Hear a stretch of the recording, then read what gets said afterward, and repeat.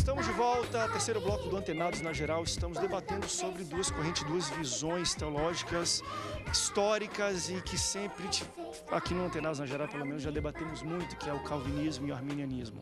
Para também corroborar e ajudar a gente nesse debate, recebo ele, que é pastor, presidente da Primeira Igreja Batista do Monteiro, também é professor de História e Teologia, pastor Marcos André. Pastor, bem-vindo ao Antenados na Geral. Paz amado, louvado seja Deus. Retornamos aqui e temos a oportunidade de poder trabalhar com um assunto tão pertinente e que é dúvida para muitas pessoas quando abrem os textos bíblicos e tem às vezes dificuldade para entender o projeto de Deus para a humanidade. Tenho convicção, tenho certeza que o que já foi dito aqui, o que também o será, há de servir de esclarecimento para essa massa que está nos acompanhando. E o senhor chegou já no terceiro, talvez seja, acho que esse é o ponto mais polêmico do debate do calvinismo e arminianismo, que é a expiação. O calvinismo entende que a expiação é limitada, ou seja, ela é para os eleitos. Já o arminianismo não fala, olha, ela é ilimitada, ela é para todos, mas ela só tem efeito para aqueles que creem em Jesus. Como é que você entende isso? Claro, dentro da proposta, que nós não temos como fugir da tulip, né? Do tulip, que se você talvez pega um degrau dessa escada, você tem que seguir isso. Como é que você entende? Então, se você entende que existe eleição, então Jesus morreu só para os eleitos, é certo eu dizer isso? Bom, a gente precisa entender o seguinte: quando Deus planta o homem no Jardim do Éden, o projeto de Deus é para o homem e extensivo para a humanidade. Eu parto do princípio que a ação de Deus em resgate do homem, ele é geral. A expiação é para a humanidade. Agora, se faz necessário que essa humanidade ela possa ter a sua iniciativa, a sua resposta diante daquilo que Deus está colocando diante dela. Quando a gente fala de eleição, a gente fala de escolha.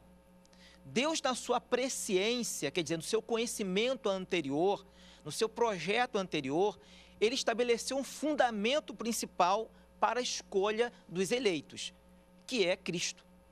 E Cristo, que é o fundamento, que é a base, ele estabelece critérios fundamentais, e o apóstolo Paulo vai falar isso com muita clareza na carta aos Efésios, a partir do capítulo 1 e capítulo 2.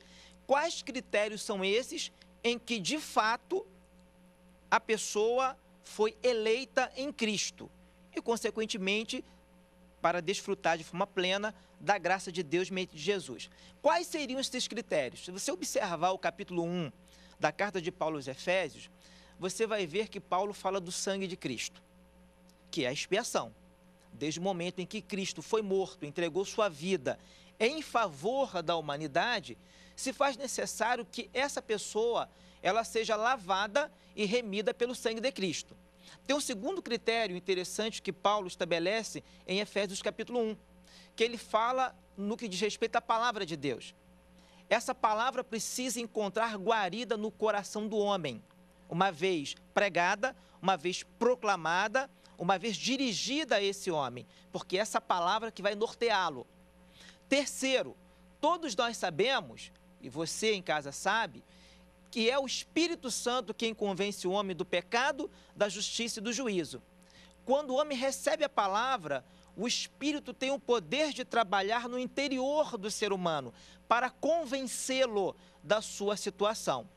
Então, desde o momento em que fomos lavados pelo sangue de Jesus, desde o momento em que fomos receptivos à palavra de Deus, desde o momento que recebemos o Espírito e por meio disso nasce uma fé salvífica, e se há uma iniciativa consciente, positiva por parte desse indivíduo, certamente ele em Cristo se torna um eleito. A sua visão, o senhor é arminianista. Então, no caso, no sentido, Deus, Jesus, a sacrifício de Jesus foi para todo mundo. Com certeza. Embora o Espírito Santo que convence, mas precisa de uma ação do homem. Do homem, lógico. Lógico. Por exemplo, se você ler o livro de Ezequiel, você vai perceber que o próprio Deus usa o profeta dizendo que Deus não tem prazer na morte do ímpio. Paulo diz a Timóteo que o desejo de Deus é que todos se salvem e cheguem ao pleno conhecimento da verdade. Eu creio, isso é um fato, que o homem desfrutava no Éden da plenitude do livre-arbítrio.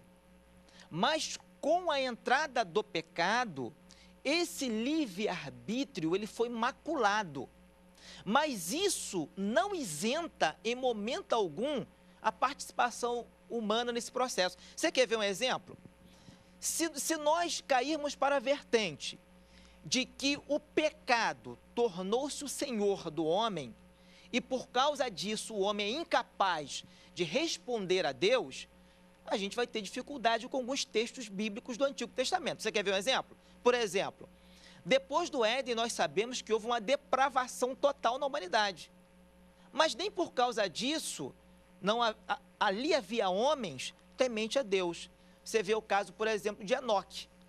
Enoque não andava com qualquer um. Enoque decidiu andar com Deus e Deus para si o tomou.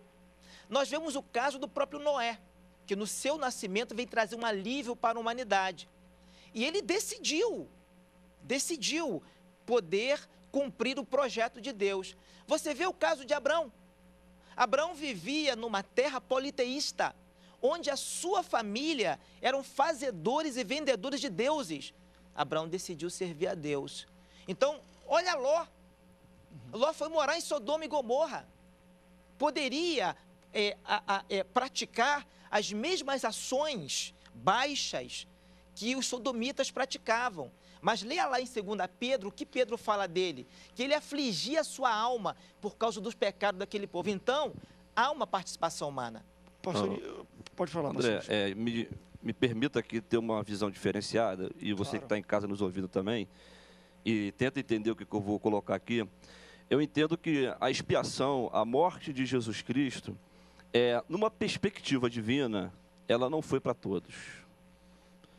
Porque se ela fosse para todos, incondicionalmente, não haveria necessidade de resposta do homem. Porque Jesus já fez, já entregou e automaticamente a humanidade caída já foi expiada. A gente sabe também, pela nossa leitura da palavra de Deus, que a fé não é de todos. Não serão todos, e na verdade a Bíblia coloca que diante dessa humanidade que já existiu durante séculos, é uma minoria que atinge essa salvação, né, através da expiação. A gente sabe que a fé ela é restrita a um grupo.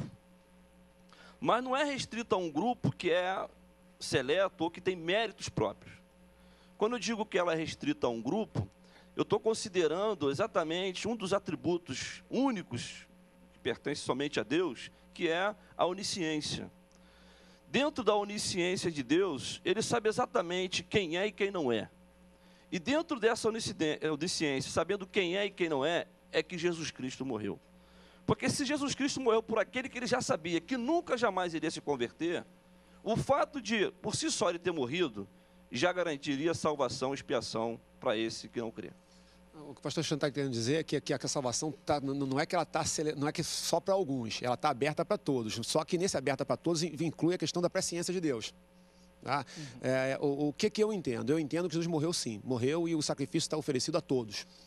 Não é uma expiação limitada, é uma expiação ilimitada. Só que aonde é que vem o calvinismo? Deixa eu tentar aqui colocar a posição calvinista. Tá? Eles entendem que há uma vontade deliberativa e uma vontade desiderativa de Deus, para poder explicar isso aqui. Então, o que seria uma vontade deliberativa? Jesus vai voltar. Você quer que Jesus volte? Não quer? Faz a menor diferença. Você acredita ou não acredita? Faz a menor diferença. Jesus volta e acabou. Não interessa. O mundo quer, o mundo não quer. O mundo concorda. Mas eu não concordo que Jesus vai voltar. Meu querido, nesse caso, nenhum. E a vontade desiderativa. Aquela que ele tem o desejo, mas ele não, por assim dizer, não exerce a imposição. Então, nesse caso, Jesus teria morrido só para os eleitos. Conquanto, para poder citar, explicar a questão de 1 Timóteo, quando o apóstolo Paulo fala, e de Pedro também, que Deus quer que todos sejam salvos. Se Deus quer, mas não que Deus... Não sei se eu embolei não. Não, está claro, está muito claro. Conquanto eu entenda, concordo com o pastor, que Deus deu sim, que é o desejo de Deus, o original é que todos fossem salvos. Em função da sua presciência, ele sabe quem opta, quem não opta, e a partir daí, então, passou do desenrolar. Ele sabe, mas ele não escolheu pelo homem. Até porque, se você a escolha do homem, ele já sabendo qual era a escolha. Exatamente. Lógico. Agora vai explicar isso aí. Deixa eu falar uma coisa. A gente está trabalhando com a onisciência. Quando a gente fala... A gente está trabalhando com a onisciência. A salvação é para todos?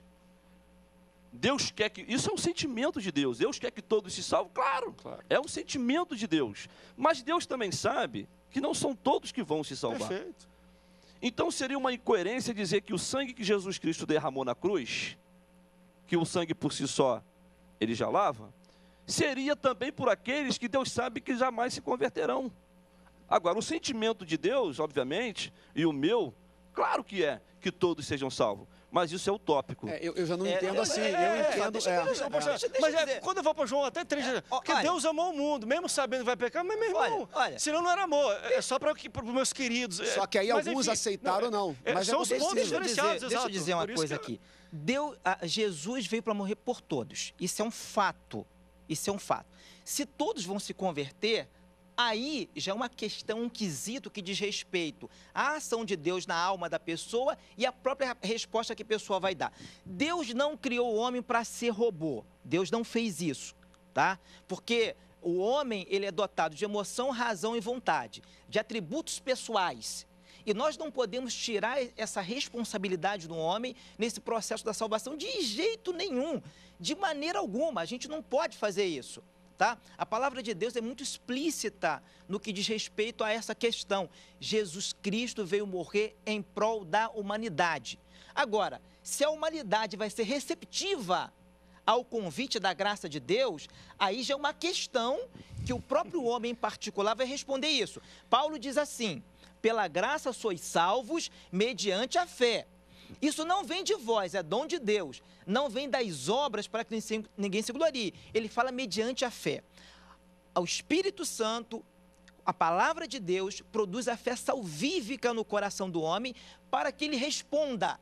Nós não podemos, de maneira alguma, tirar a responsabilidade humana desse processo divino. Não podemos. Se nós fizermos isso, nós vamos estar culpando a Deus pela situação dos perdidos. Não podemos fazer isso. Nós acabamos subjetivamente, desculpa, André. Claro. Nós acabamos já está estourando tudo, mas é para estourar mesmo. Nós acabamos subjetivamente culpando Deus de forma subjetiva pela situação do ser humano. Quer ver um exemplo? Eu acho que a gente tocou nisso e já entramos... Deixa para o próximo bloco, pastor, dar esse exemplo, que a gente estourou mesmo agora tudo.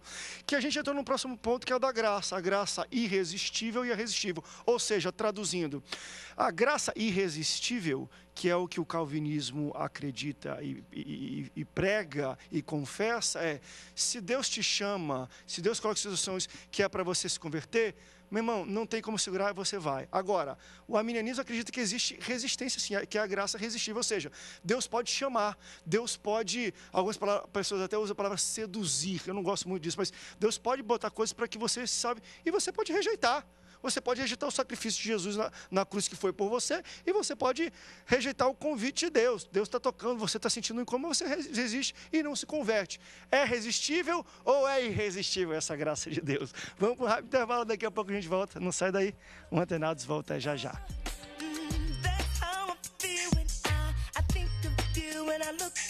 Eu quero mais.